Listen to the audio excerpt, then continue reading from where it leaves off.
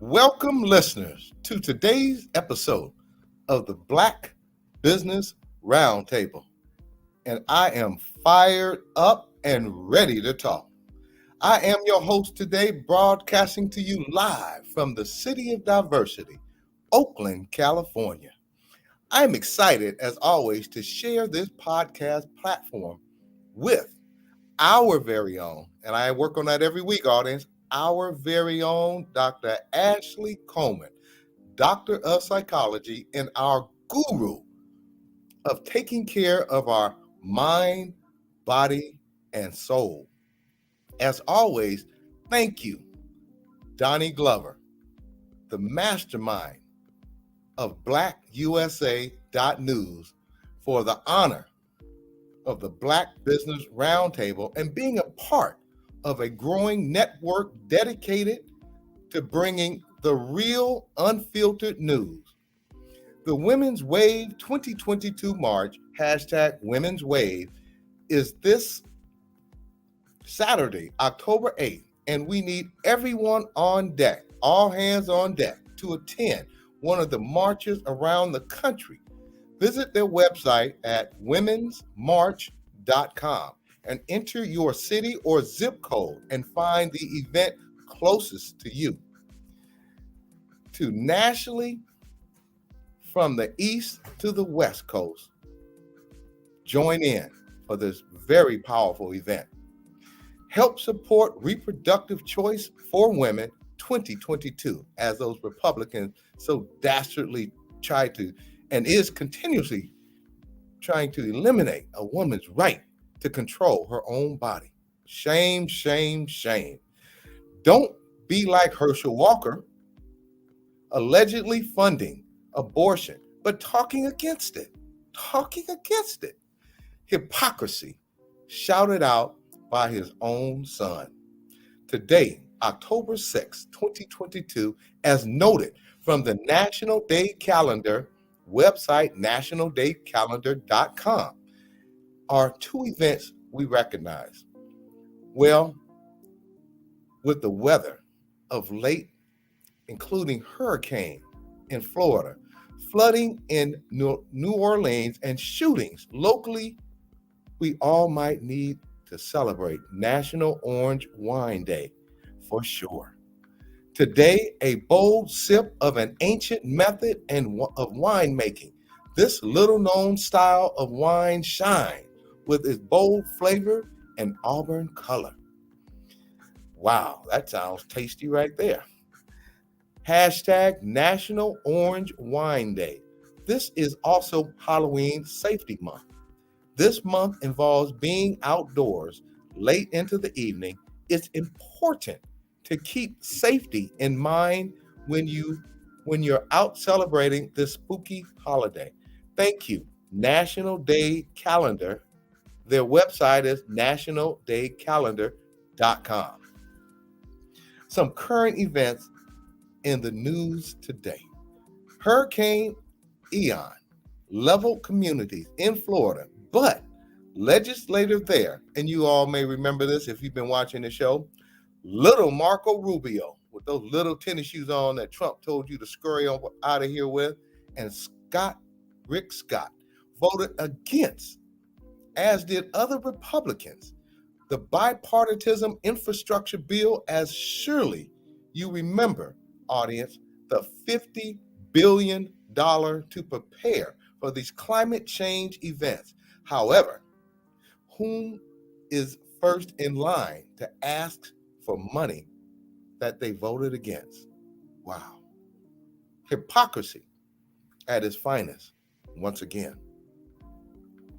This week's, you're going to light it up today, girl. I'm going to light it up today, boy. I'm going to light it up again, audience. This week's Black Business Roundtable thumbs up goes to a friend of the show for Miss Porter School.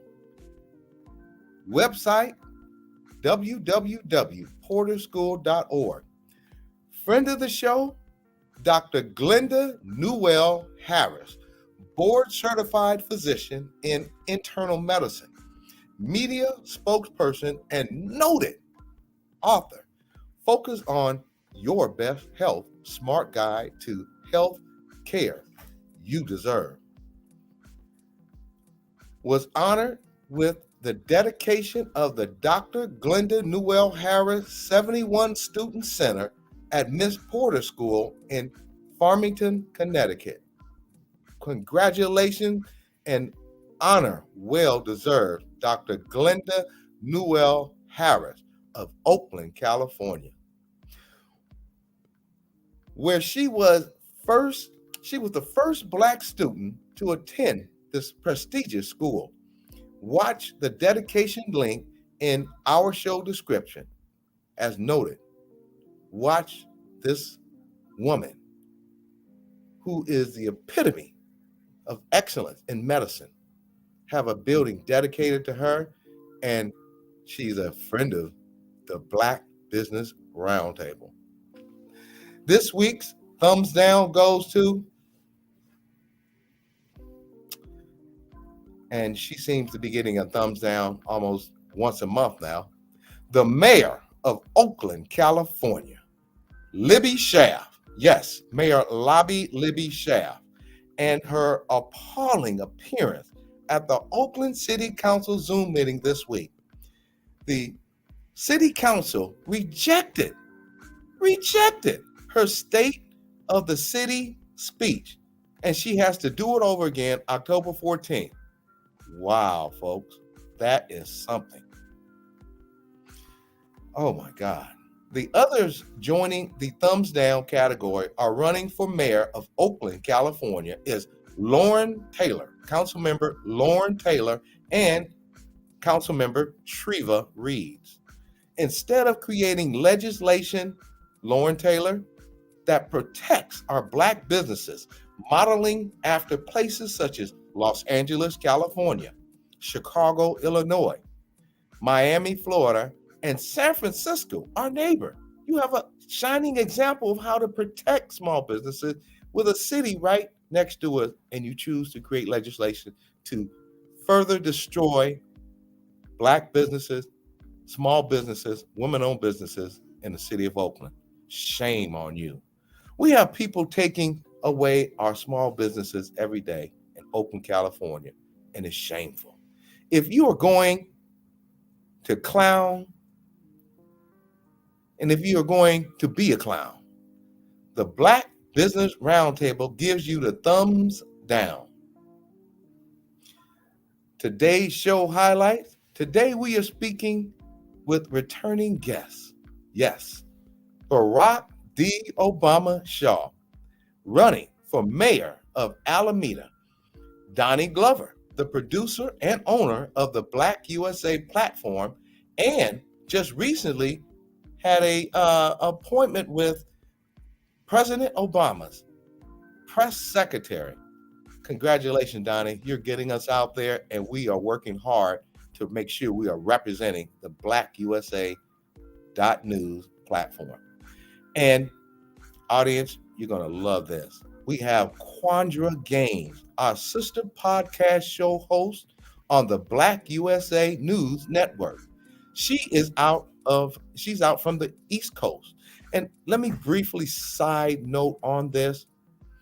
We have decided on the BlackUSA.news podcast network under Doni Glover, we will start collaborating with East Coast, West Coast, North, and South, and identifying politicians who are purposely working for corporations to defund, not refund, but defund Black and Black women-owned businesses here in America. We will be lighting you up. Our sister podcast show host in the BlackUSA, Quandra Gaines, is going to be our guest today. So let's light it up, audience, with my ride or die, Dr. Ashley, as we give you the scoop from Oakland, right here on the Black Business Roundtable, October 6, 2022. Co-host and show guest today, weekly check-in with I got to work on that, with our very own Dr. Ashley Coleman, Doctor of Psychology, tenured, and immediate past president, department chair, assistant professor of psychology at University of the West. Welcome back, Dr. Ashley. When I see you, wait a minute. You see, I got my power tie on, so I got to put the power roll, and I got my doctor of psychology with me in case I blow a fuse. Welcome back, Dr. Ashley.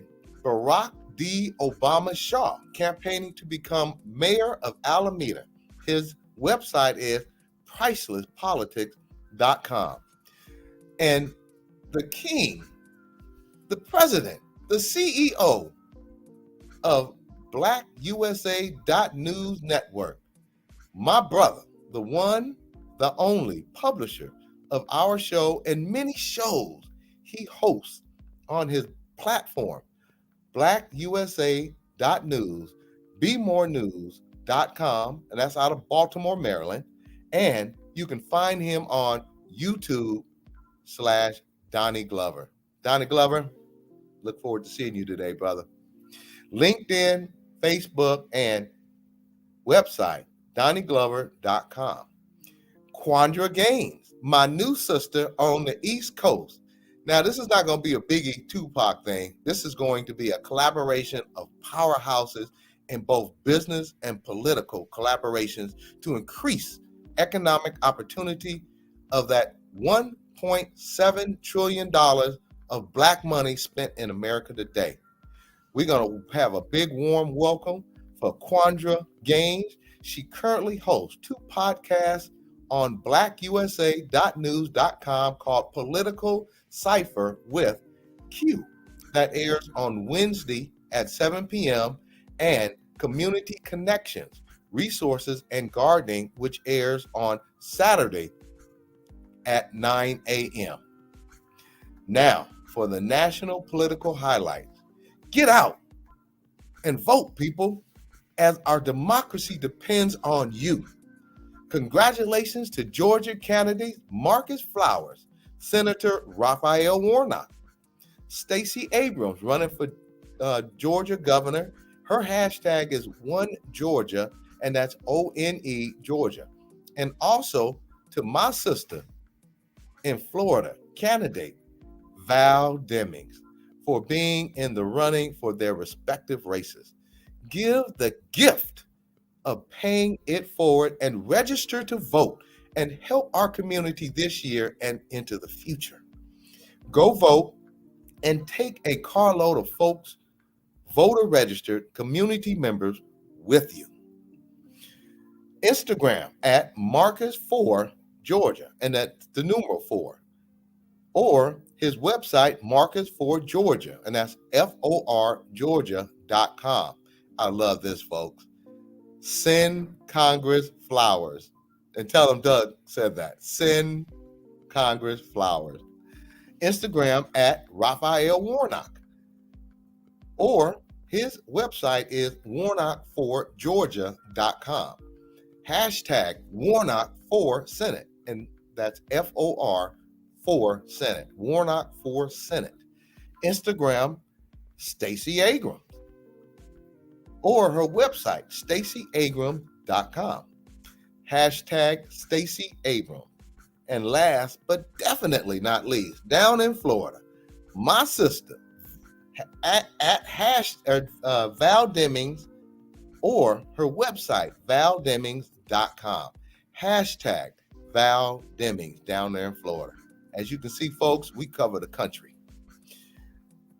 Now, for the news of the day, my ride or die, my soothing psychological therapist, and keep me in the game mentally, because without the mental part, there is no game. Dr. Ashley, please take our audience away. Thank you. Thank you so much, Doug, and greetings, listeners.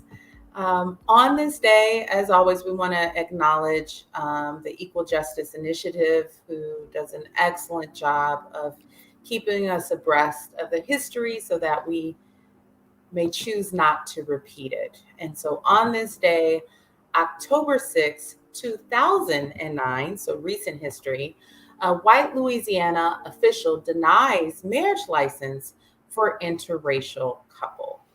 And so Beth Humphrey, a white woman from Hammond, Louisiana, um, as well called Keith Bardwell, a white justice of the peace, and Tangipahoa Parish to ask him to sign a license for her to marry Terrence McKay, a black man. Mr. Bardwell's wife informed Ms. Humphrey that he would not sign a marriage license for an interracial couple. Mr. Bardwell was a justice of the peace for over 30 years, later estimated he had denied marriage licenses to several interracial couples during the previous 2.5 years. After his refusal was publicized and generated controversy, Mr. Bardwell defended his actions nationally, discussing that he does not believe in mixing races in that way. Again, this is 2009, decades after Virginia versus Loving, where the U.S. Supreme Court struck down such bans, holding that they violated the Equal Protection Clause. But again, resistance to enforcing this constitutional mandate was slow. For instance, in the state of Alabama, they did not change the prohibition on interracial marriage in its constitution until the year 2000. And so it again just shows how change does not happen universally at the same time, and often happens in stages and in regions. Not surprised. Doug?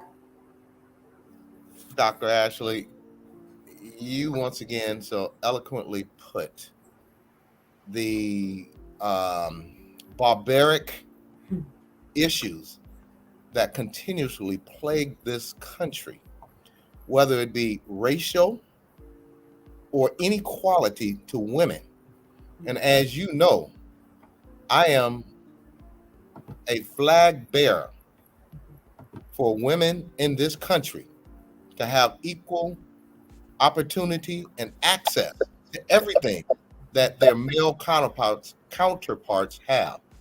America, keep your eye on equality and justice for all. Thank you, Dr. Ashley, for bringing that to our attention today. And what year was that again? This happened in 2009. Mm-hmm. And once again, next up, and wait a minute. I wish you were around when I was working for big corporations, because I might have not had a heart attack at 30. I seriously mean that. Once again, audience, next up, with my sister, my ride or die partner, my friend and colleague, we're going to have our weekly check-in I'm working on it, Dr. Actually. I'm working on it. Bear with me, audience. I got to share this sister with our very own Dr. Ashley Coleman, Doctor of Psychology. Take it away today, Dr. Ashley.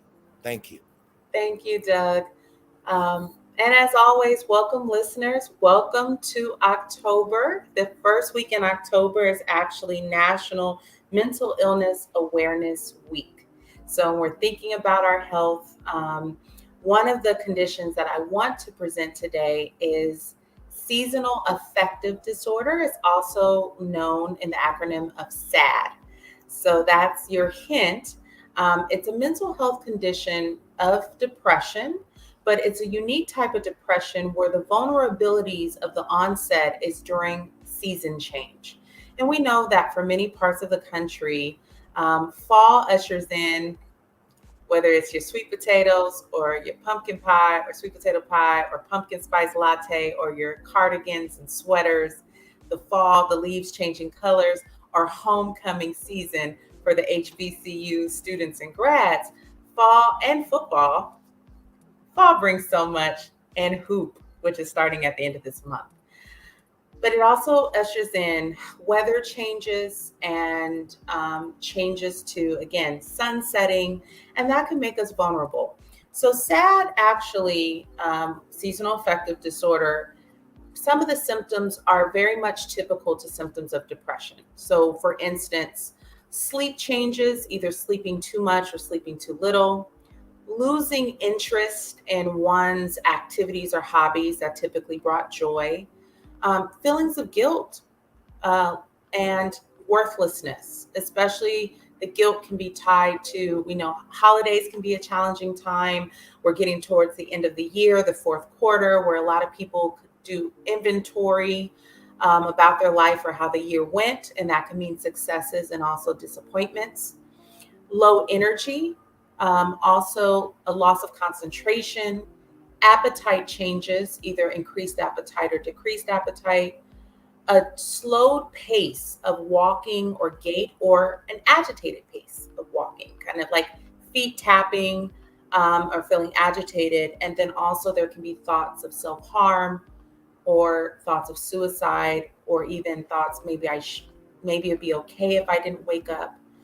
And so in kind of thinking about SAD, there are a few things I want to share, and I want to thank the Mayo Clinic for also sharing this information and other websites. So a few things is specifically SAD some people are vulnerable in the fall months and winter. Some people are actually vulnerable as well in the spring and summer. If someone has a history of depression, you can have an increased vulnerability. Or if you also have a history of bipolar 1, of mania, or hypomania, there can be a vulnerability as well. In some of the fall or winter months, some of the changes can be oversleeping, feeling blah and heavy, craving foods high are carbs. So we talk about those comfort foods, craving alcohol or other soothing substances, sweets. There can be a weight gain because of a limited activity. And again, like a lethargy, feeling low energy, even if you've slept for enough hours per night. And there are some treatments that we can talk about. One, I'm going to talk about lifestyle changes, but the first recommendation I'm going to make is go see your doctor if you have one. One of the things that you want to check anytime you're having mood changes is your thyroid. Our thyroid being hyperactive or hypoactive can mimic symptoms of depression. Please get your thyroid checked, as well as ask your family members if hypo or hyperthyroidism runs in your family. Other lifestyle changes. You can make your environment brighter. This is especially important if you work later in the evenings. I know now it's about 7 o'clock, it looks like 9 o'clock. So making the environment brighter, especially if you're on the East Coast. Exercising regularly, even if that means taking a walk after lunch, or a walk outside with great lighting. Normalizing your sleep patterns. That's also going to be really important to get you on a rhythm. In addition to that, with SAD, there can be a tendency to socially withdraw. Even if you've still been socially distancing in this pandemic, finding a way to create community in safe ways is important. Joining a Bible study, joining other types of groups that meet virtually. Again, if you're meeting in person, doing that safely, but not isolating, doing Zoom calls, just check in. It's really important to stay connected to people that you know that care. In addition to that, some of the things I like are aromatherapy. So when I'm frustrated or feel tension, I have my stress ball. I use that. I have things I like to use. I'm very big on aromatherapy that's soothing. So my soothing tech toolkit includes teas, coffees, aromatherapy. This is grapefruit mango. I have other candles. I have eucalyptus in the shower for a nice spa-like feel. Relaxing music is also helpful. And then sometimes, even when we're doing lifestyle changes, let me also add, check your vitamin D levels. Again, even though I'm not a physician, that's also important to check your vitamin D levels and to consult with your physician. But sometimes also psychotherapy. It gets to that point where it's okay to talk to someone. Doug is a wonderful proponent of mental health, and that's what I appreciate, about my teammate, and that we talk about in other ailments. There's no stigma to go and talk to a therapist. We are trained and evidence-based practices on how to get you back to a place of feeling supported, develop those toolkits of coping, and also to address some beliefs that go along with depression. Sometimes we can jump to conclusions. Sometimes we could catastrophize and worry about the worst case outcome. So learning also how to kind of balance healthy thinking with a healthy lifestyle. And also sometimes, audience, medication can be helpful. And we want to invite you to think about your wellness and doing whatever you can to sustain your wellness. And medication does not mean permanently. It can also be a temporary or a seasonal supplement. And so let's all just take care of one another, enjoying these transitions, and check on our mental health. And then also, if you see a loved one changing or just checking in with them too goes a long way. Dr. Ashley, the value that you put on mental health. Audience, let's be clear here. And specifically Black audience. It is not shameful. It does not show weakness, especially men. Mm. Black people through the history of this country, specifically in the 18 and the 1700s, needed mental therapy really back then. But moving forward, and we have a few minutes, and when I'm on, I usually put us behind, but you bring us right on time. It is critical. It is life-saving to understand that mental health therapy will save your life. You will have a stroke, heart attack. You can take out your frustration on your wife and your kids. Listen to the powerful doctor of psychology who has graciously teamed up with me, of all people. Well, she probably said, if I don't come on the show with him, he was going to. And Dr. Ashley, let me just tell you here today, audience, let's be clear here. Dr. Ashley is my ride or die, because without having her perspective of taking care of one's mind, because I work out and do what I need to do physically, but the mind, if the mind does not tell everything else what to do, you will break down. Dr. Ashley, we love you. Thank you for all that you do. Thank you, Doug.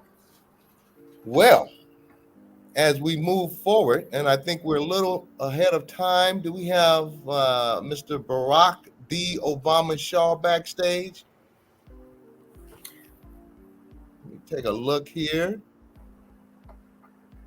No, he's not backstage, so we have a little bit of time.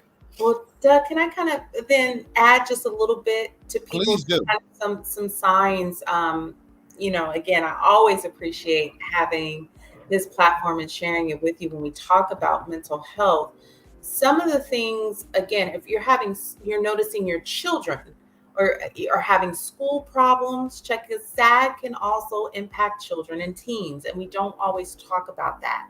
So even though school just started a little over a month ago, depending on, to 2 months ago, depending on where your child is enrolled, checking in with them to see how things are going, any mood changes in them. So school or work problems is a warning sign. Increased substance use is a warning sign. Additionally, social withdrawal.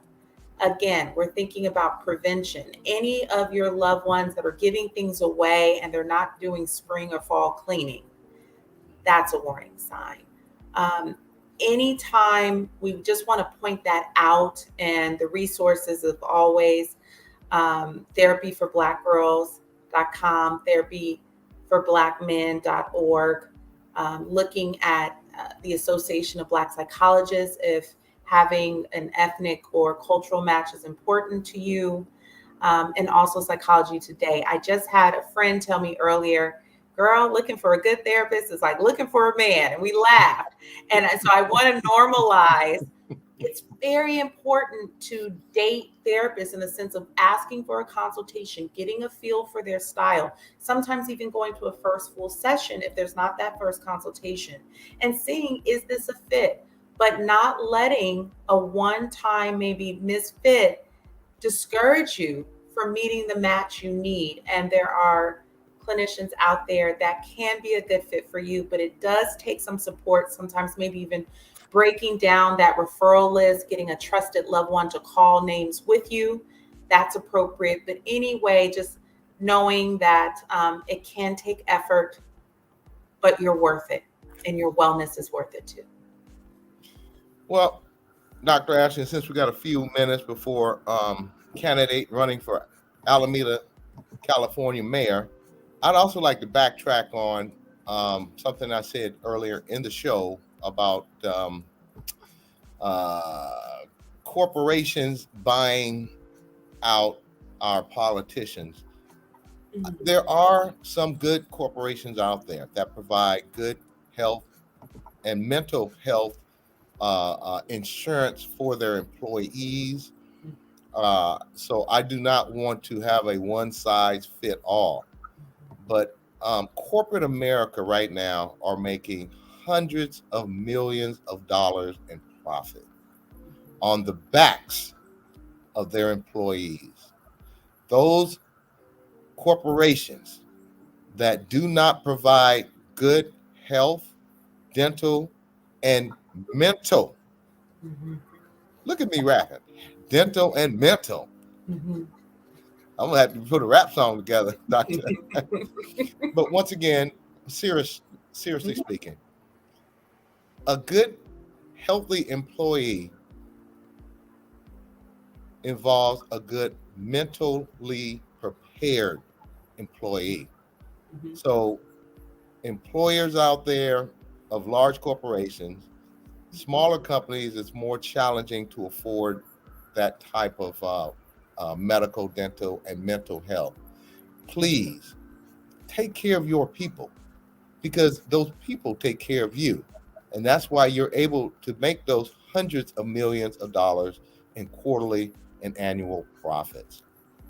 Wonderful.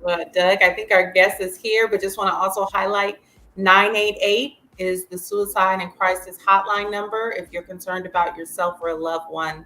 There's also texting 741-741. Both of those resources can be accessed 24/7, 365.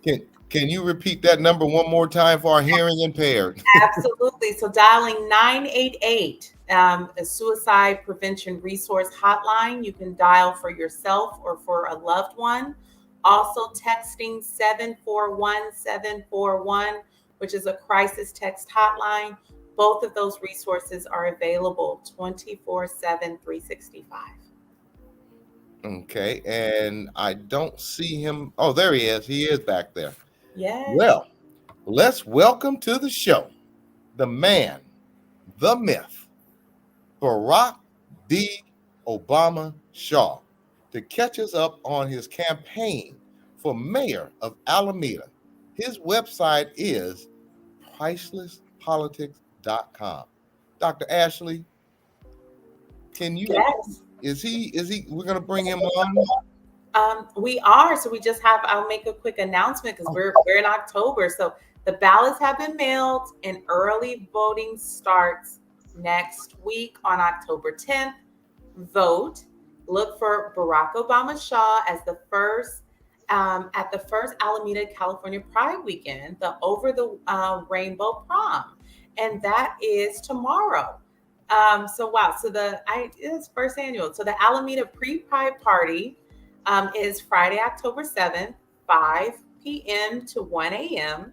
at the Fireside Lounge kickoff party to the Alameda Pride Weekend. Is Saturday, so there's a Pride Fun Run Walk for all ages. That's Saturday, October 8th from 8:30 a.m. to 11:30 a.m. at Elks Lodge. Then there's Pride in the Park, also on Saturday, so that afternoon from 1 p.m. to 5 p.m. And then there's the Park Street Pride Strut, which is Saturday evening from 5 p.m. to 11 p.m. in downtown Alameda, and also a Pride block party from 6 p.m. to 9 p.m. on Alameda Avenue between Park and Oak Streets. And then there's a post-Pride party on Sunday, October 9th, 12 p.m. to 2 p.m. at the Alameda Country Club, and we'll be displaying that link. Wow, Barack, we're so happy to have you back, but I just have to date myself. Back in my Alameda days, there was the beach and there was Blockbuster, and that's where we went to find out where the parties were and to catch up with friends that went to Encinal and other schools to find out where the party is. So it sounds like Alameda is going to be rocking this weekend. Absolutely. Absolutely. That's for sure. Yes. Well, I'd like to say it's very open, courageous, and progressive of you getting out there and meeting all the constituents. As you know, I invited you to the Alameda County Democratic Central Committee, and we have an inclusion of all people. But I'm going to be very brutally honest. Sometimes the Alameda County Democratic Central Committee is not, what's the word to say, as open to Black people in the progressive party that we're supposed to be, as you saw when you were there. But I'm going to continuously work with them to make sure that a fair representation is for all people in the Alameda County Democratic Central Committee in Alameda County, California. Now, to that end, I see you have updated your website to reflect you being an Army reservist. Are you finding the military community is gathering around you in Alameda, sir? Thank you. Well, they're starting to, and as more people find out about me, and we've been just really like catching up. You know, anytime you have someone in the service, there's a that eye to eye. You see eye to eye on different things, and so it's been a very welcoming experience. You know, engaging with people in the armed forces. Absolutely. Dr. Ashley, please. Sure. So, Barack, a lot of your platform has surrounded safety in schools. Can you share with us a little bit about your plans on how you want to keep schools safe? Well, there's a couple of things. It's about establishing that this is important, keeping it out there that this is important, because it kind of falls in the background, that nothing terrible could happen here. I mean, no, you have to continue to prepare for these different things, and that's what I learned as a reservist. You're always preparing. You're always preparing. You don't wait for something bad to happen. You're always preparing to ensure that you're ready and that you could, in most cases, stop things from happening. So it's going to be around having a certain listening for the police, and that police are on our side. That's number one. And having the police to come to the schools, and we'll have briefings of what we can do in the event of an emergency, and have people to practice what they would do in the event of an emergency. Just like in the World War II days, you know, and England, when they had to prepare the kids for the bombers coming over, right? They had to what they would do. So people won't panic, you know, but I want people to know that we won't tolerate any shenanigans around here with that kids. So, and I want the other cities to get on board and also take this stand to that. No, not on my watch. This doesn't happen to our kids, and this will stop happening. I'd like to say something. You heard about the shooting last week at King Estates in Oakland, California. Two things. First, I want to bring to light to my audience that the city council member in District 6 did not know that King Estates Junior High was in his district. Yes, it was brought to my attention yesterday. How can you want to run for mayor and you don't know what schools are in your district? That's unbelievable. Second, which is a positive note, I want to commend Chief Armstrong and the Oakland Police Department with their quick response, because they got immediately on this issue. It was 6 people shot and they were up there. It could have been 6 people dead.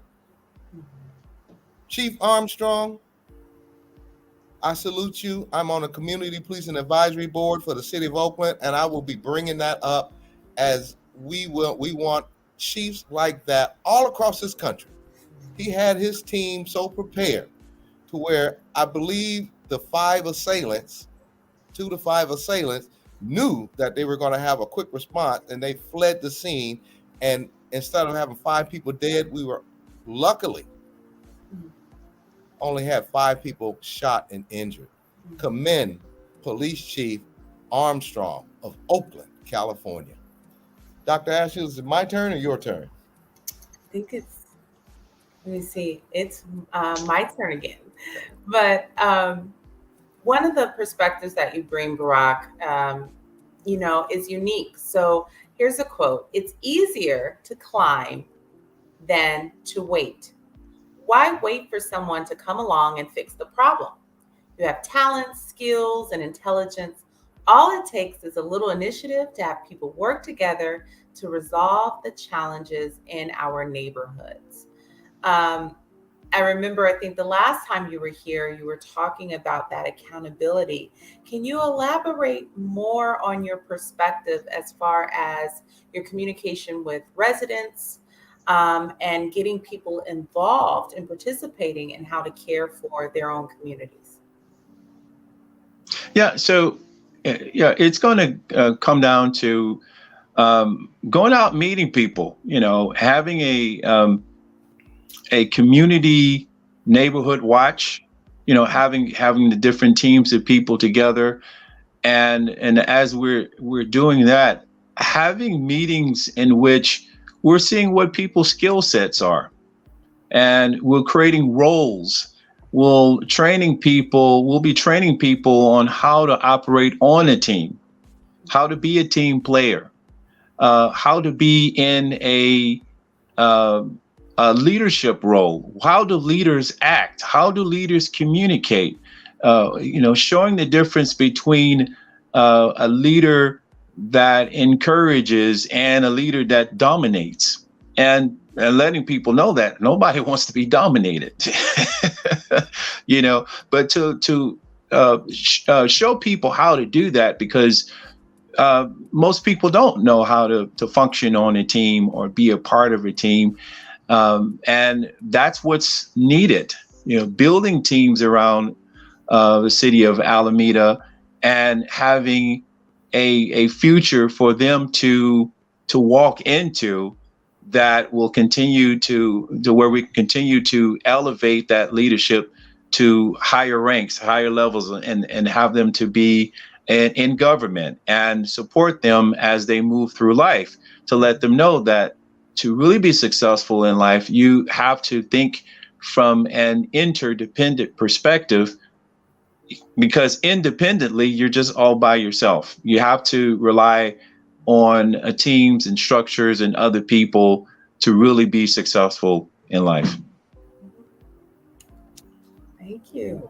Well, that was a well thought out, educated, articulate plan for the future mayor of Alameda, California. Dr. Ashley, if we don't have anything else, we're going to wrap this interview up. I know Mr. Shaw, Barack D. Obama Shaw, has a tight schedule. We appreciate you coming on the show today and educating our audience on how you're going to make a better city in Alameda, California.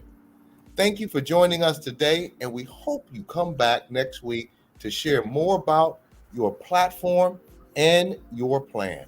Thank you, sir. Thank you guys so much. Thank You're you. so amazing. All right. Bye-bye. Wow. Doug, we continue to have some star-studded guests. And, as you've alluded to earlier, we're getting ready to have in a few minutes the East Coast, West Coast connection, really thinking about, before we introduce our next guest, the power of media and of representation. And I know you always pause at certain points in our panels to say, look at who's here, look at who's reflected and represented. And so it's always great to get to know Barack and hear more about his vision for Alameda, and then also to connect with our, family, our BlackUSA.news family. Well, let's be clear here. I met Doni Glover last year through a friend of mine, and the collaboration regarding creating a new operation to connect our people with each other. Mm-hmm. Doni Glover has written a couple of books, and understanding that Black economics power, where you have one group of people spending $1.7 trillion in the American economy, but we got Black businesses going out of business. Mm-hmm. That's shameful. So having and even I've noticed, I don't know if you know, because I don't like watching much of mainstream TV, because they're getting a lot better, but they have the little white girl with blonde hair and blue eyes, or the little white boy looking like Ken. They're trying to have more Black commercials and other things that will try to, what's a good word to say? I have to be diplomatic now. I can be undiplomatic, but when I'm on air, I'm going to be diplomatic, because I represent BlackUSA.news, and I want to unify all people. Black, white, the LGBTQ plus community, Asian, Hispanic, all groups of people. But as I say so often, as I say every show, Black people are on the bottom of every list in the world. Every list in the world. So, is Doni Glover made it backstage yet? Well, actually, I think we're going to have our sister co-host come on first. I'm hoping for in a few minutes to get her in. Well, let's move forward and get ready to get her on the show, because I have personally am honored, and I'm proud to make a collaboration so that we can operate as a unit. See, one of the things, and I'm going to briefly say this, Dr. Ash, because, I'll go off on a tangent in a minute. So give me a wink or something when you see me.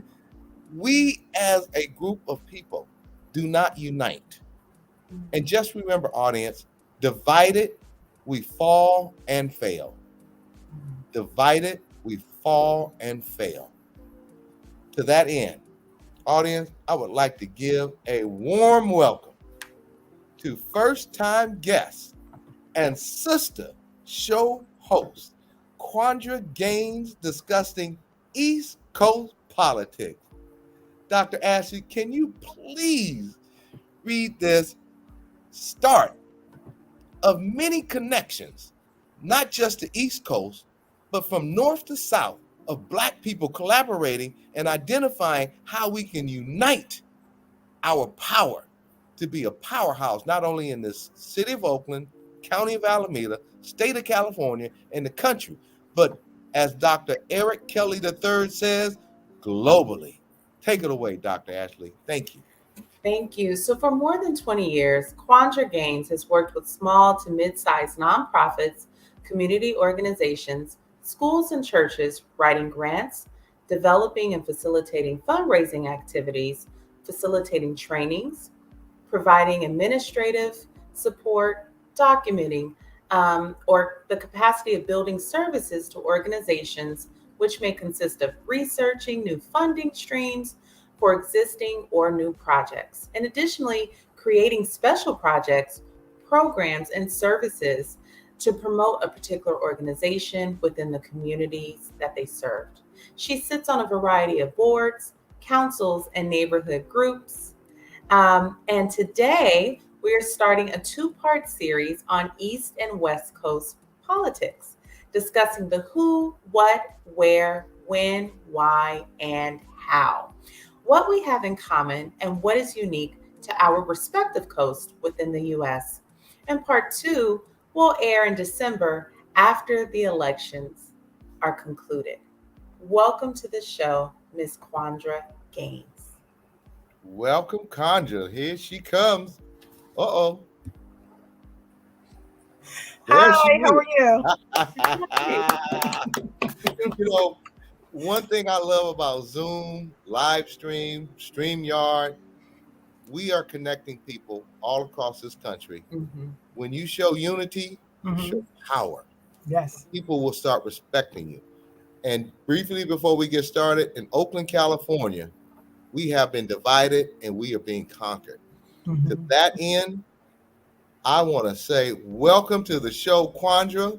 We Thank are you. excited. We are elated.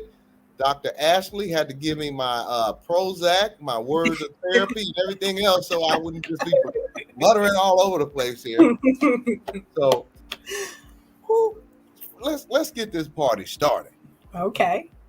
Quandra, who are the top 3 power players on the East Coast running at the top of the ballot for office that we should know about here on the West Coast? Because, audience, what you're seeing here today is many of us know people on the East Coast in Oakland, California, and in California. And reverse that, many people in New York, Boston, Massachusetts, Baltimore, Maryland, Florida, they know people on the West Coast.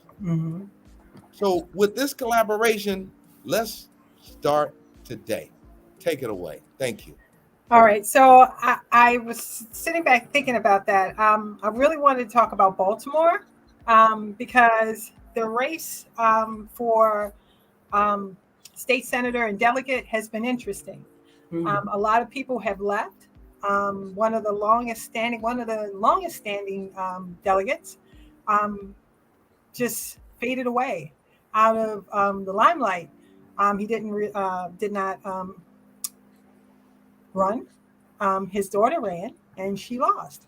But the most influential that I'm going to say is Senator Corey McCray. He's our state senator for the 45th district. He's a powerhouse. He's very informative with his community. He has a newsletter. He does do meetings. He has a really great team that's out in the community. The next person is Delegate Stephanie Smith.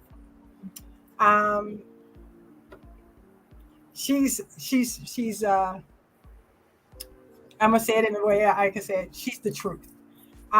She's got her eye and her ear on the pulse. She lives in the community in which she serves.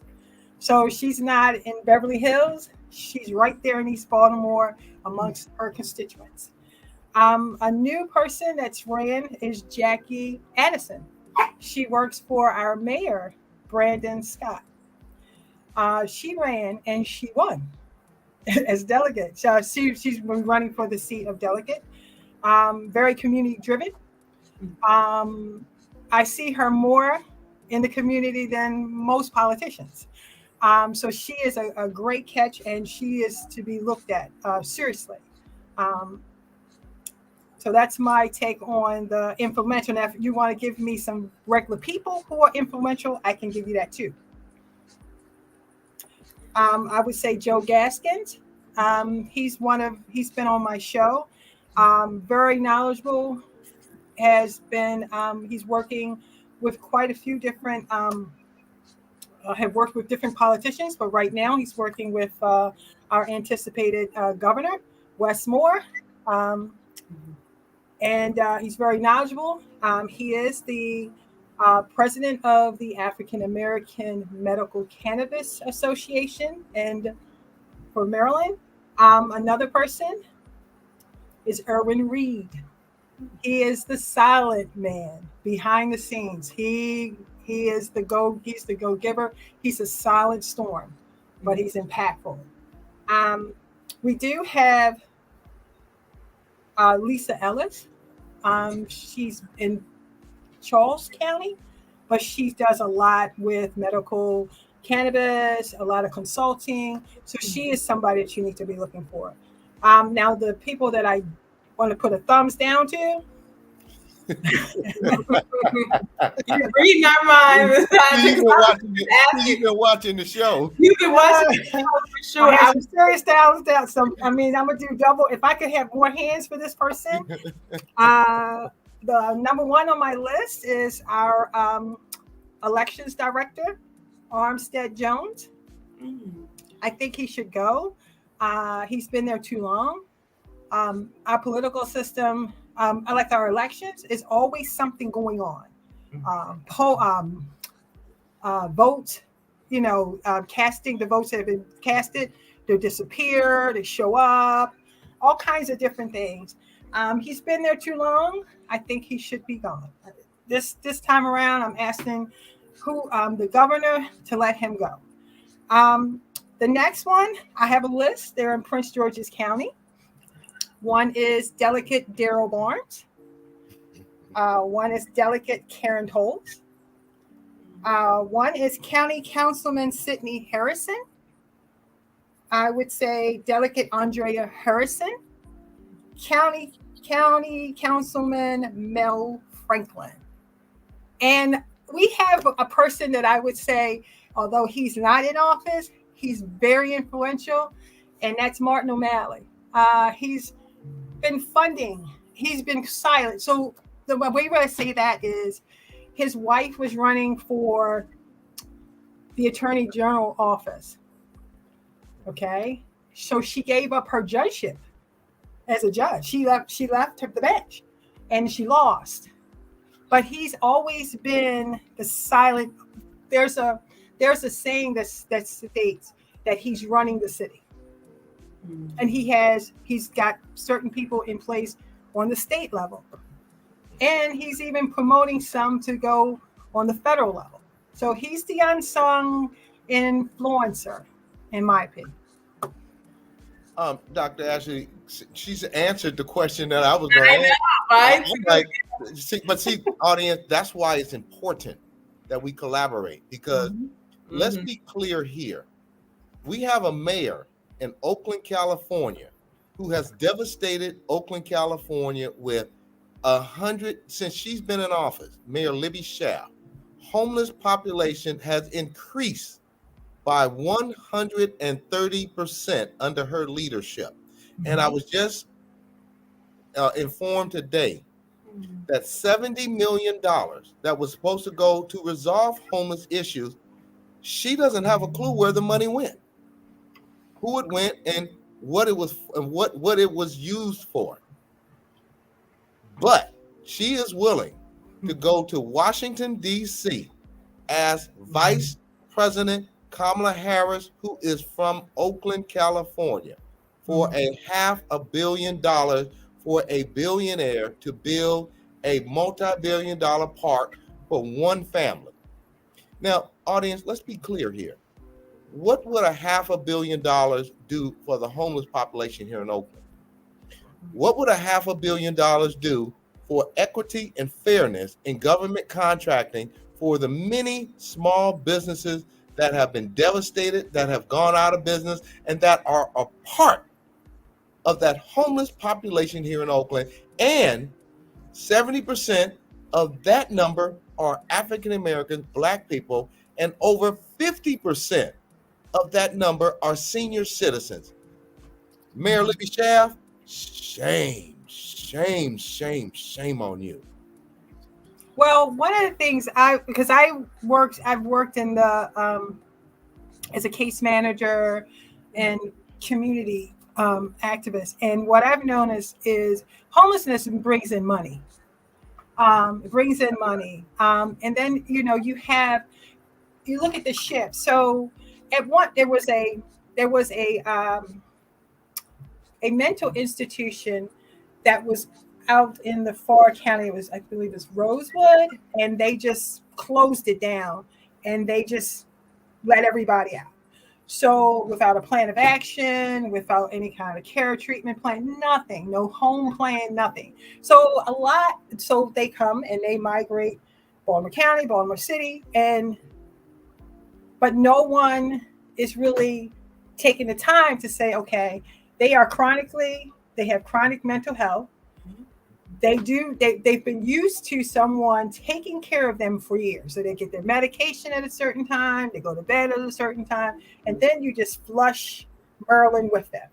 Now, in some states, particularly Annapolis, if you're homeless, that's considered a solicitation. That's a crime. You can go to jail. Okay, so and then in Baltimore City, you have the chronically, and they have some programs, but they don't fund them adequately. And there's no true plan of action. When I worked with schizophrenics, you have to build trust. It's not just, hey, I'm gonna put you in this house. They don't know you, and you really don't know them. So they don't fund those programs adequately. And then you have the veterans who are double deuced. They have trauma and all these different things. And although there are programs out here, some of the programs actually are just using that to make money. So they'll take a homeless vet, but they're not looking at the various social determinants that they need to address. They're not looking at how to get that person to sustainability. I remember putting one of my clients in an apartment, and I used to have to bring him leaves every day. Even though he had a bed, he was used to sleeping on leaves. But I still had to do that until he felt comfortable, until he acknowledged that it was his place. Then one day I come and he's cooking. He's got the television on, he's taking his medicine. But that took years because he had been on the streets for 10. It took me a good 6 years to get that. Now he's on his own, he's married, he's got kids. You know what I mean? But he's taking his medicine. He's doing the things that he's living. At one time, he was surviving. So, and then we have that kind of confusion. We have so many entities who will say they're working with the homeless, but it's a business. It's a huge business. For me, I would like to do a proposal to eradicate homelessness. You need to get them to the point where you get them into a home, and then you connect the services. You get them off the street by giving them a home. Right. And then having those services there. People that'll work with them about medicine, they would be homeowners, which means they have power, they have influence, which is gonna bring some confidence, it's gonna bring some trust. But it's it's a higher cost. I mean, homeless is a money making for most cities. Ms. Gaines, I have to jump in and first thank you for your service, mental health professional. I lived in DC for 4 years, and you're bringing up a few historical things, and we love to talk history and connect it. I was surprised seeing, but then not learning the history of Baltimore and our veterans, seeing the methadone clinics in the community. And we can't talk about, you bring up the trauma of again, our people being veterans coming back, not being well received. Mm-hmm. President Reagan's policy of not in my backyard, where he Mm-hmm. closed many mental hospitals throughout this country and left many people unhoused and without the wraparound services that they needed. And then also the targeted nature of port cities and substance use being infiltrated in our communities. What you just said about the unhoused, and we see that in Oakland, now exponentially San Francisco, but I've been in Los Angeles for 15 years and the Skid Row has grown exponentially. Thank you for your service, because not only are unhoused individuals, oh, here you are, and then left alone, but there's a wraparound comprehensive care that needs to happen. And then also the support for clinicians and caseworkers and service people who want to go in and support these communities. There's a lot of burnout. There's not a lot of funding supported. And so again, the story of you helping that gentleman regain his sense of purpose and security, and having a future that I'm sure he could only dream of. Again, thank you. And that's my pleasure, though. I look at it like this: I could be there. You see what I'm saying? And sometimes when I go down to the city, you see them on the grates, you see them everywhere, and people just walk right by them, like they don't even see a human being that's in need. I mean, my grandma said, if you don't plan, we're one check or two checks from homelessness. And the way that, and if we don't treat, because I actually met a lawyer. He was homeless. Something happened and he just snapped. He had a home. He didn't want to go to his home. You know what I mean? But he was homeless. We were doing some kind of giving out codes and feeding and giving them resources. And he told us he was a lawyer. And I was like, oh, okay, you're a lawyer. And he said, yeah, I used to practice at a prominent law firm. And I was like, okay, so why are you here? He said, I'd had an episode and I just walked from Philly to Baltimore. Wow. And oh, okay. And he said, I feel safe amongst my people. Now, he's got a pinstripe suit on. That's pretty bad. But he felt safer amongst the homeless than he did around people. Now, we did get him. I mean, we would take a block. We would get them connected, follow up, bug the city, bug continuum care, whatever it was. And we built relationships with landlords who opened their door and helped. So, I mean, it takes a village. And the village doesn't necessarily mean that a company, like you said, a landlord, a business can't help. I mean, we've had entrepreneurs who've given them jobs. You know what I mean? Whether it's doing inventory or just things to build them up. And as a result, their company reaps the benefits, but it's something that you can say, I played a part in my community.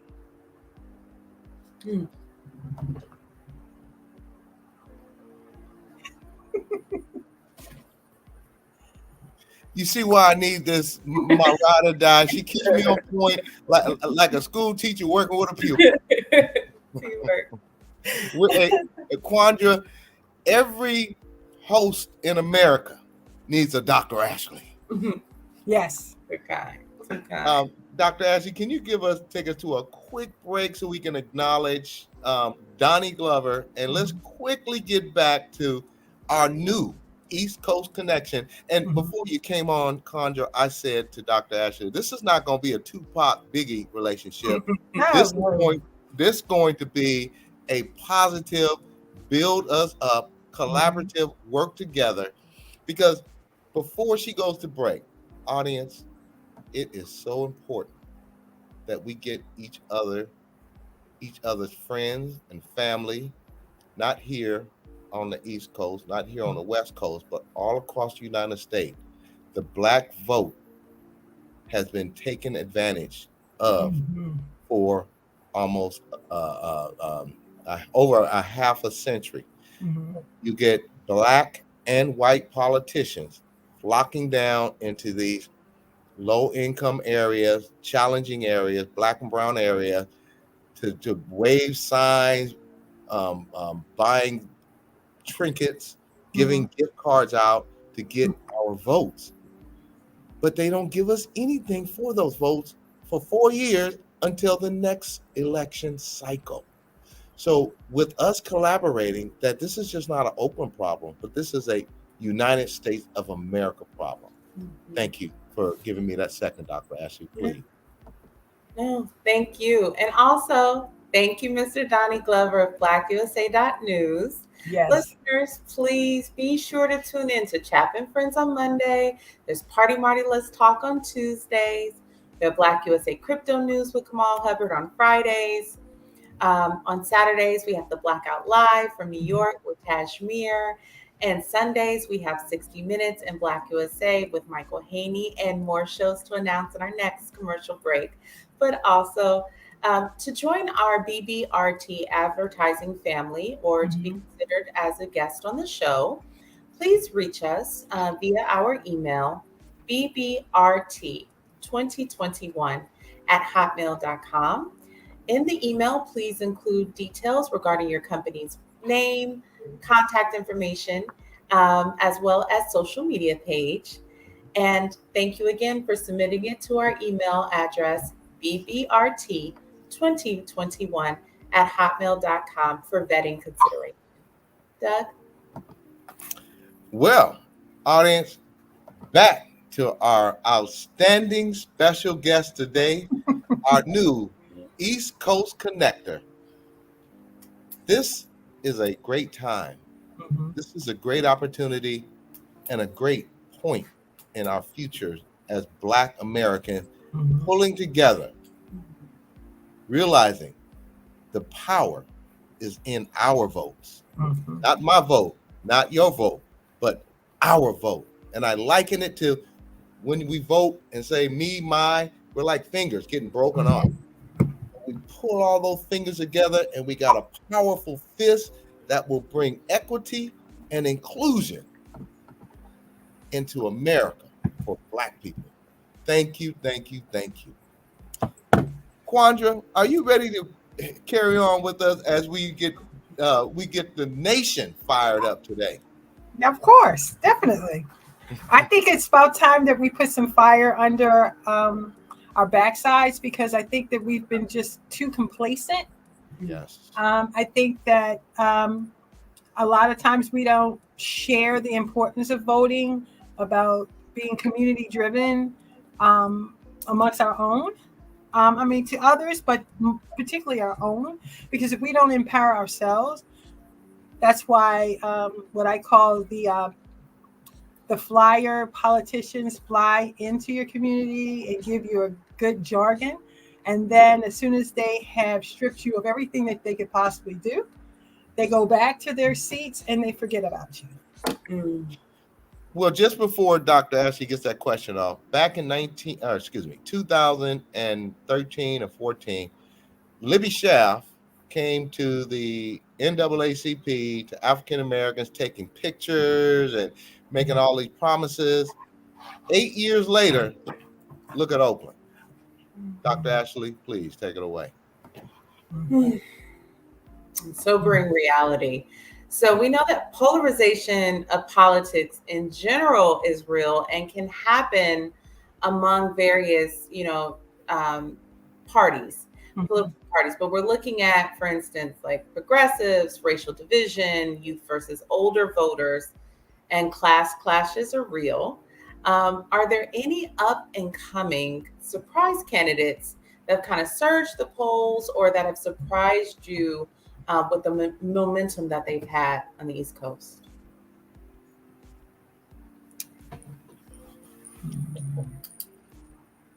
Well, I've tried, I focus more locally, because that's my background, my backyard right now.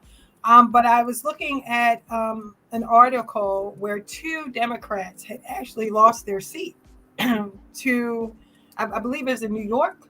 And that was surprising to me. The big thing for me is that there's 35 seats in the Senate that need to be filled. That's a rarity. Usually it's our pristine counterpartners who are rich, and it's a closed off area to African Americans. But the one politician that's really on fire is Jackie Addison. She's a community resident who just came out there and said, you know what, I'm going to make change. I did it on the city level. Let me do this on the state level.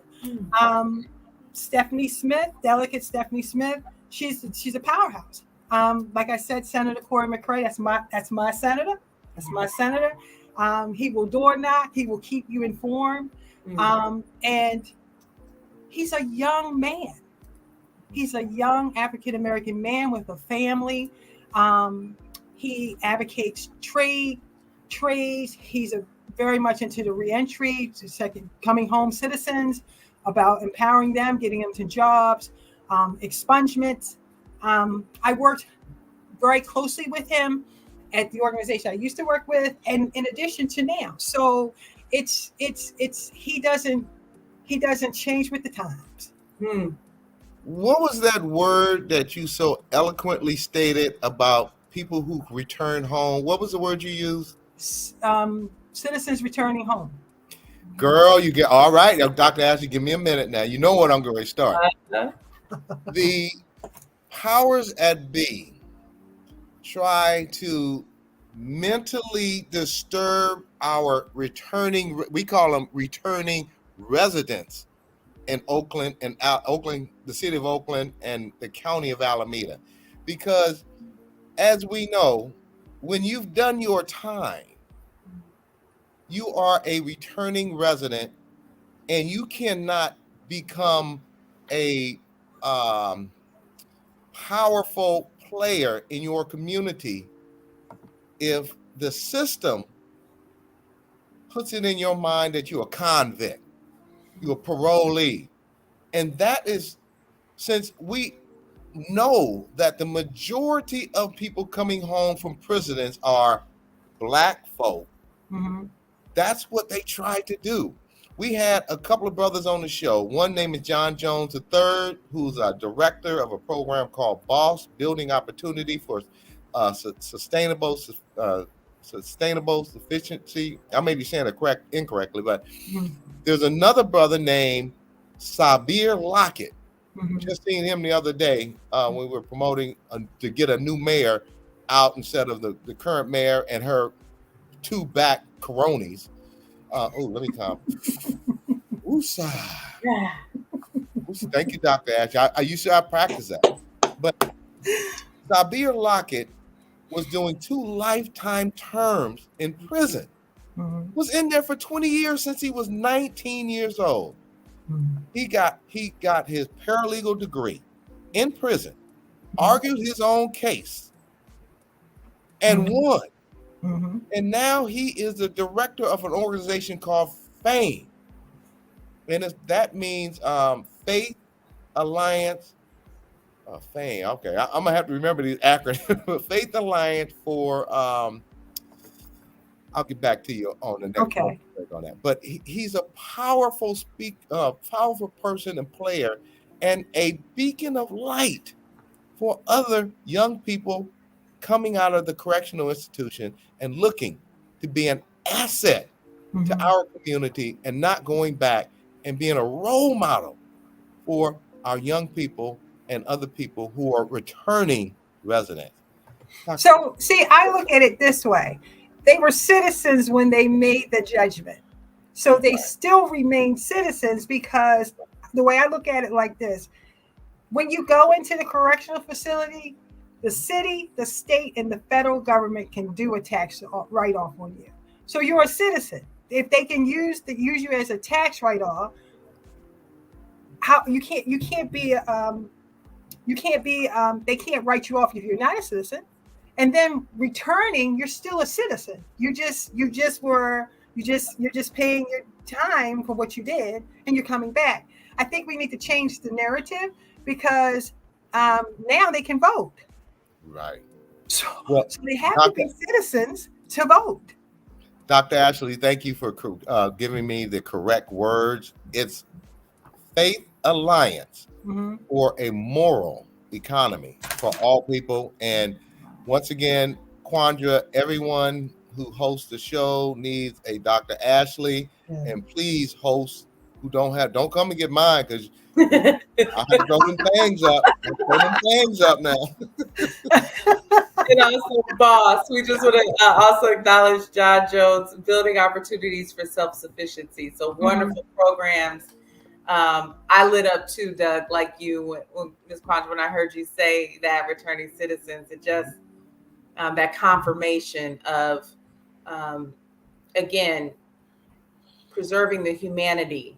And we're human, and then we make choices, and then we can heal from those choices, recover from those choices, or carry those choices with us. But we're humans first, and choices second. So that language is so important when we think about that.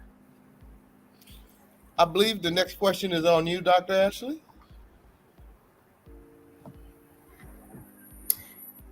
It's on you, but I'm actually gonna, guess what? Before you ask the last one, to give Ms. Quandra the last word, I just wanted to know, if you don't mind, 20 years of service, of giving back, of community, of supporting. Where did that spirit of service come from?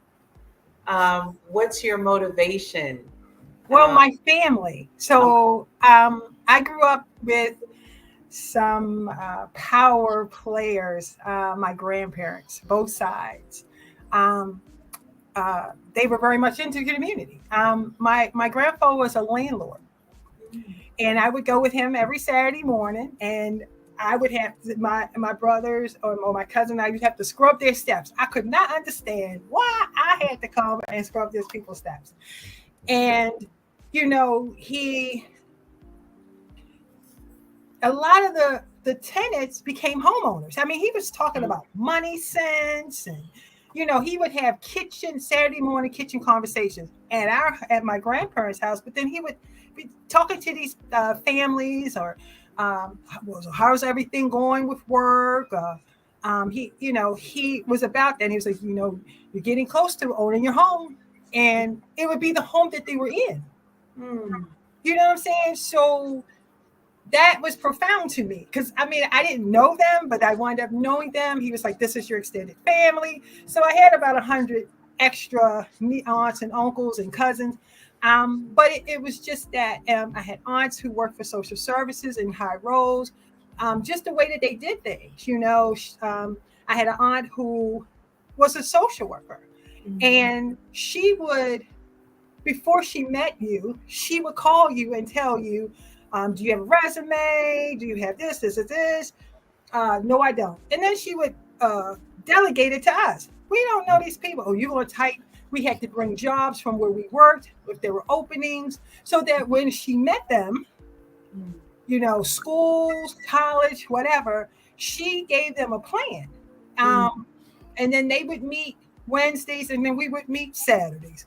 And it was just, it was a building, because my aunt always said when she got older, she wanted people in her that she touched to be running the country, or running the state, or running the city. And as a result, they all became homeowners. They became homeowners, and they had a connection with each other that passed on well after they left her. You know what I mean? So it was a sisterhood and a brotherhood. She talked about voting. She talked about all kinds of different things. So, and we were involved. So as a result, you learn it, and it became first sense. It wasn't even a second sense, it was first sense. So I learned how to navigate resources, building relationships in different entities, so that I could get a up close and personal interaction with that client. So they didn't have to go around the Murray Bush because I gave them a name. And I was calling them saying, oh, yeah, she's coming down here. There was a time, there was a former mayor. I had a referral form. And my clients would come with their referral form and say, I have a meeting with, and have the name. And I talked to him a few minutes ago. Can you please direct me where he goes? And the mayor said to me, he called me, said, can I be one of your clients? I said, sure. Of course you can. But there was a power with the seniors. I have a name for the seniors. They're Prime members. And they knew that they were Prime members. I'm a Prime member. And people were like, what's that? Oh, this is Distinguished Club. Mm-hmm. And then they called me, well, can I be a part of the Distinguished? Well, if you're a senior, you're already one. Mm-hmm. It's just that empowerment, and their voice was heard. So they knew they had a backing. Sometimes when you have a backing, people take you a little more seriously. And most people in the city, the state, don't want me to call them. You know, I don't. How is I know we're running way ahead of time, and Donnie's traveling, but he's hoping to pop in. You know, it's a busy man and has time, but hoping to pop in 10 minutes. If we can't get him today, we'll have to reschedule with him. But yeah, he's a man on the move. Well, wait a minute. Dr. Ashley, does this mean we get off work early tonight? We may. We've been building fun. Look. I won't tell. Don't let these dimples fool you. Audience, I'd like to share. We at the Black USA, Black Business Roundtable, we don't get paid to do what we're doing. Mm-hmm. The payment for us is educating through articulating how powerful it is to unite as people of color, specifically Black people, Black men, and Black women, to get our politicians to start representing us, whether you are white, Black, Asian, or other. I don't care if you are a Martian. Mm-hmm. We need representation. Our dollars adds up to $1.7 trillion in the American economy annually. And what do Black people get out of that? A broken promise and a broken down politician who does nothing. I don't know. And you just clearly identified some on your side. And I have a longer list. Those are just the. I have a nice long list for different levels of government. I even have them according to nonprofits. So yeah.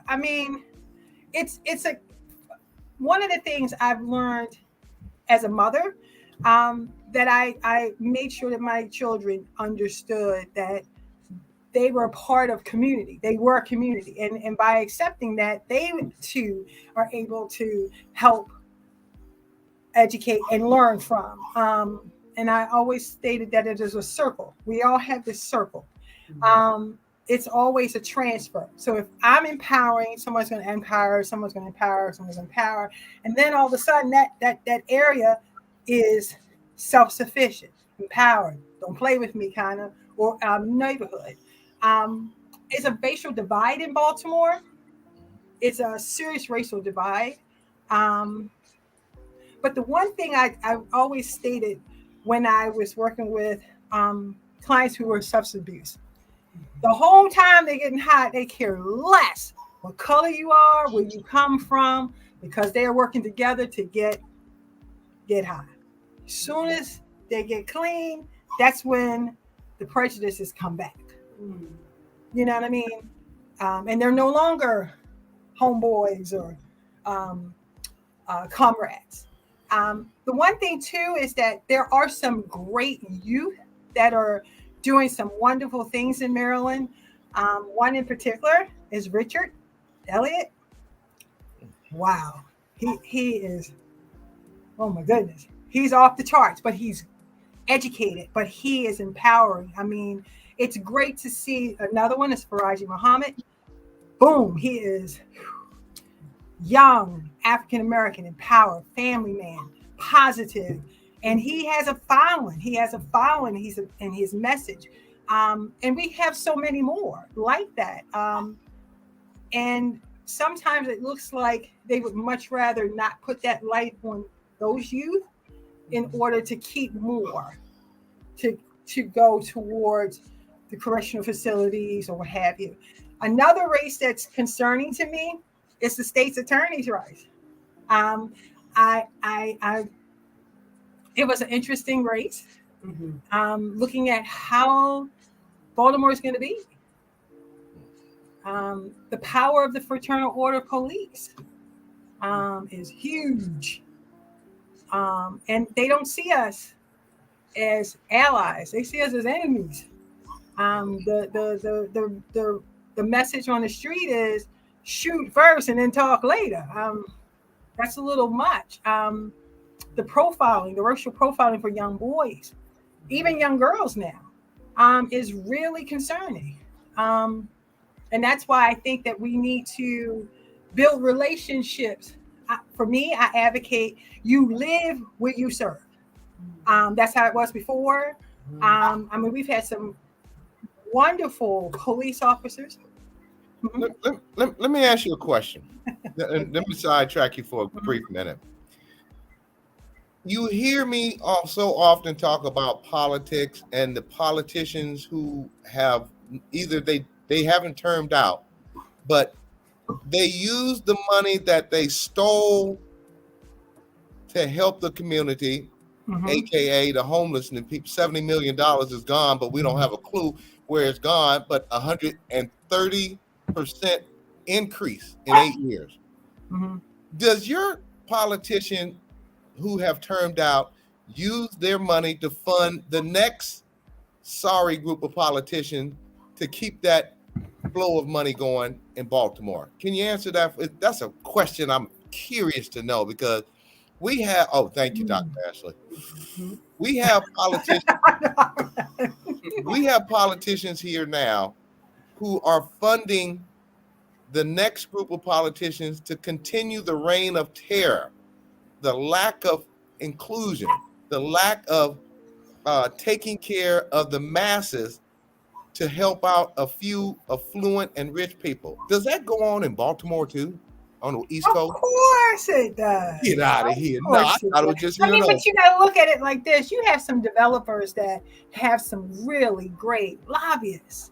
I mean, for me, I am, Comcast. Comcast is huge in Baltimore City. So much so, it's kind of like the monopoly. It's not that many cable companies besides Comcast and Verizon, and there's certain places in Baltimore City, Baltimore County, and others that Verizon can't even go in. Wow. Okay, and then you do have. I'm going to do an editor. I'm doing some research now, but there are some of my council people and some of our delegates who are. You might get a little side money to keep that monopoly. You got to be joking. But I'm just saying it's. Right now we do have some really community. So like community guys who were street. They were probably they were the knuckleheads when they were young, but they got themselves together. And like for instance, District 13, Doni Glover. Powerful. He's a East Baltimore bred man. You understand? But now he has, before he was doing that, he was still helping people get jobs, into trainings, into mental health, all those things. So now that he's got that platform, he can spread his wings. There's a gentleman, Fahad. He there's a mental health. He does a lot of mental health, connecting the dots. It's so many powerful, people. And I think sometimes we look at our politicians in the seats. We have politicians on the streets in our communities that are actually profound.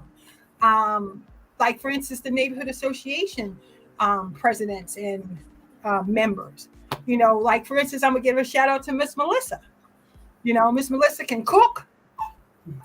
She can serve. And she can fight for you too, all in one breath. Matter of fact, at the same time, And she's a member of my church, but it's a lot of people. You have a lot of foot soldiers, ground soldiers, or generals that are doing the work, and they don't have an organization that's saying, I'm the et cetera executive director of this. No, they are seen as respected, honorable people in the community. Miss Melissa will give you homemade food.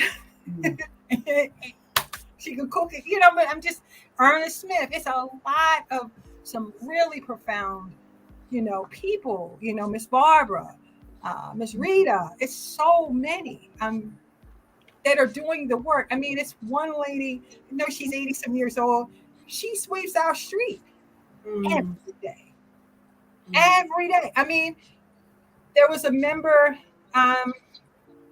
Miss Patricia. She sweeps McElderry Park in the morning. She gets up every morning.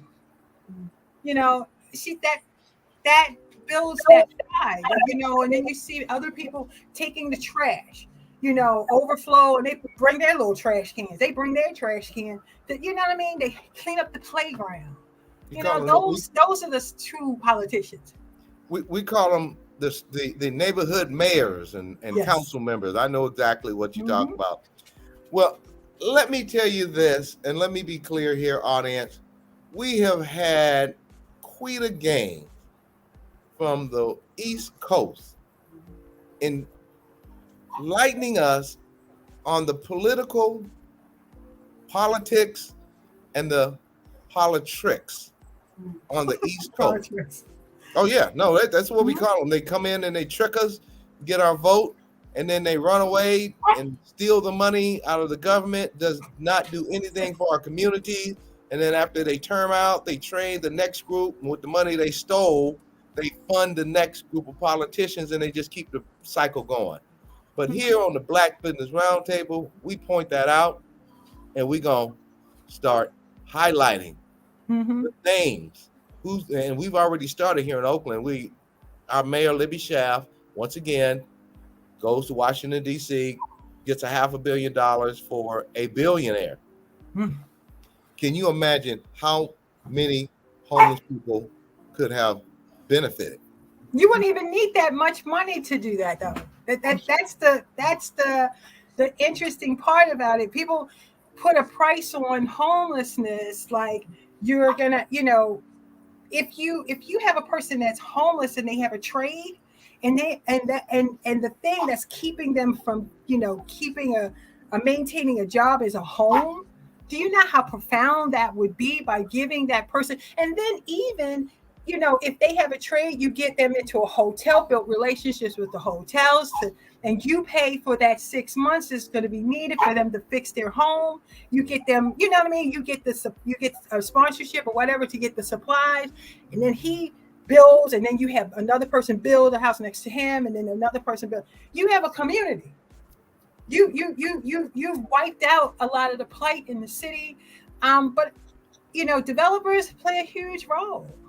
Well, you could be a professor at a university with those types of logical solutions to the homelessness and the degradation, not only here in Oakland, California, but in Baltimore, Maryland. Are there any last comments you would like to share with our audience before we close out our collaborative? Audience, this is not going to be a one-time shot. We are going to start collaborating so the East Coast can say, hey, Oakland, California has a shabby, lebby mayor, and the West Coast can say, what's that person you said? The one you said needs to go. We need to understand. Armstead Jones. Armstead Jones. That's right. He's been an election director for a very long time. When I come to Baltimore, Maryland, and I'll be coming in the next month or two, I'm gonna be looking for this shabby mayor guy. So. Yeah, I mean, you know what the sad part of it is he's an African American man. You know what I mean? He has power. A power to influence, to educate. You know what I mean? Sometimes I think that when people get into a position, they don't really understand that not only the power to make decisions and make impact, but the power to draw people in so that they know how important it is to vote. Why did he take the position? You know what I mean? What was the thing that made him want to serve? Because that's the service. That's to make sure that the elections are fair. Make sure that people vote and educate them on why it's important. Give them some history of why it's important for you to vote. Dr. Ashley, on that note, audience, before she closes out, as you hear the theme that's common with Quandra Gaines on the East Coast and Dr. Ashley Coleman and Doug Blackshear on the West Coast, your vote counts. Yes, it does. And I always strongly say, start educating yourself about the people who represent you in the different levels of government, and have a conversation with them. Email them. Start looking at what they vote for, and see if it is in alignment with what you need or want in your neighborhoods or for your homes. It's a lot of changes. The pandemic changed a lot of things, but if you have an uninvolved representative who's representing you, then he needs to have a report card that says F, and he needs to go. So what you're saying is we need to look at their voting history. What is the voting history of either the candidate who's running to come up or the candidate who is running to keep his/her/them/they/their position? Audience, the voting history of your representative is very important. Would that be a fair statement? Yes, it is. Yes, it is. And one of the things too is watch how they are in public. When a public official has bodyguards so that you can't come to him, that's a sign that he's not really concerned with you in the first place. And on that note, Dr. Ashley, can you close us out with Mrs. Quandra? Because I'm gonna tell you something. I can't wait to see your show. Dr. Ashley, please. Well, that's what I was going to say, Ms. Quandra. Thank you so much for joining us. Again, there's Political Cipher with Q on Wednesdays at 7 p.m. and Community Connections, Resources, and Gardening. Yes, I'm a gardener. I actually have a garden. Yes. Wonderful. Saturday mornings at 9. I'm an early bird, so you'll have my word. I'm going to come and check that out. Because yes, I'm actually going to be interviewing a young man who works with youth, but he wrote a book. And I met him. I've been following him on Facebook and LinkedIn, and just like, wow, this is a young man, and all he does is empower and celebrate people's accomplishments. And I was just like, oh, I definitely have to have this man on my show. I have to have him. And I reached out to him. I was like, congratulations on your book, but I've been looking. And then I actually went to an event and watched him in his moment. I mean, he was, and the youth and people around him were, I'm like, oh, okay. So I actually got to see, it wasn't just, the social media presence. On that note, Dr. Ashley, we and I thank you for coming on the show today. Well, I want you guys to come to my show. Absolutely. Okay. And and Doni Glover appears not to be able to make it. We at the Black Business Roundtable and Ms. Quandra Gaines on her 2 shows on the East Coast, we will be collaborating, informing, and educating our people on, first, why you should vote, and second, which is parallel to first, who you should vote for. Some of these scoundrels need to be run out of town on a donkey. On that note, Quandra, thank you for joining us today. We look forward to your success and welcome to the BlackUSA.news network podcast show. Have a great evening. Thank you. You too. Thank you. Bye. Dr. Ashley, as we close out today, it looks like we're going home early. When I used to work for people and still do, when come time to punch out, you start watching the clock, and when the boss says you can get off early, it's almost like you become Wilma Rudolph. Folks, For those of you who don't know who Wilma Rudolph is, one of the fastest women in the world. Mm-hmm. Dr. Gail Devers, one of my favorites. I'm sorry, what'd you say? I said, Gail Devers, one of my favorites. There you go. Hurtling over to get out of the office.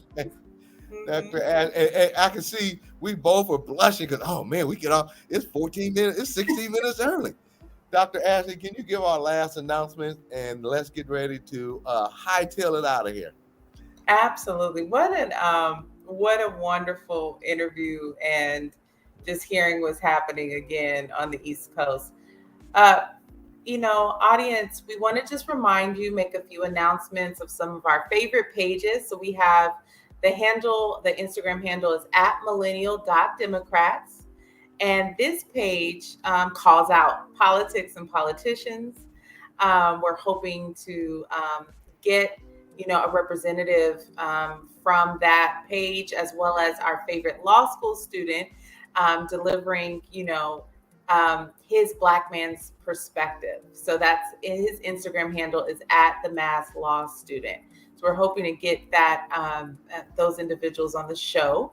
Again, thank you, Mr. Doni Glover. We know you are incredibly busy, and we look forward to having you on our show when your schedule permits. Audience, remember we have Chap and Friends on Mondays, Titillating Tuesdays with Stacey Dennis on Tuesdays. We have Party Marty Let's Talk. We have the, political Cipher with Q on Wednesdays, Black USA Crypto News with Kamal Hubbard on Fridays, the Blackout Live from Tajmir Saturday mornings, as well as Miss Quandra's other show, Saturday mornings at 9 a.m. and on Sundays, 60 Minutes in Black USA with Michael Haney. And to join our BBRT advertising family or to be a possible guest on the show, send us an email to bbrt2021@hotmail.com for vetting consideration.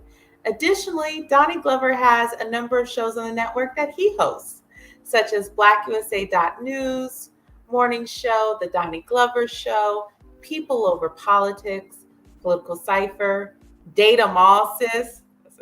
I've checked that one out. And this is, fall is also known as cuffing season, when people tend to start making decisions about dating. And so I'll be checking that one out again. Date 'em All, Sis. Community Connections, Resources, and Gardening. Again, the Robert Report, Shared Space, Frontline News, Troy Rawlings Show, and the Beverly Smith Show. And continue to stay tuned as engaging programming is added to the network. As well, we always want to highlight and keep these stories at the forefront. Hashtag Driving While Black, Michael Thrash, Taylor County TX. And also hashtag Stand with Carlton of Raleigh, NC 2022. Back to you, Dad. Audience, we're signing off early tonight. I might go get me a nightcap so I can get a good night's sleep. But Dr. Ashley, thank you for all that you bring to this show. Before I sign off, audience, just like you'd have a broken leg, you would go see a doctor, a medical, licensed, certified medical doctor to repair your leg. Just like you'd have a cavity that make your face swell up and you get up, you would go see a doctor, dentist. Just like you would have a splinter in your brain, having suicide thoughts. Mm-hmm. Suicide thoughts. Mm-hmm. Go see a doctor of psychology. Thank you for joining us for our show today. We return next week, October 13th. We look forward to seeing you every Thursday at 4 p.m. Pacific Standard Time and 7 p.m. now that we got the East Coast Connection, girl. What is that called? The Italian Connection? This is called the BlackUSA.news Connection. Mm-hmm. On the BlackUSA.news Network, on YouTube and Facebook. Thank you, audience, for tuning in. And remember, together, We can listen, we can learn, and we can share. Because I know you care. I know you care. This is Doug Blackshear and my ride or die, Dr. Ashley Coleman, on the Black Business Roundtable. God bless. Thank you for joining us tonight, and good night.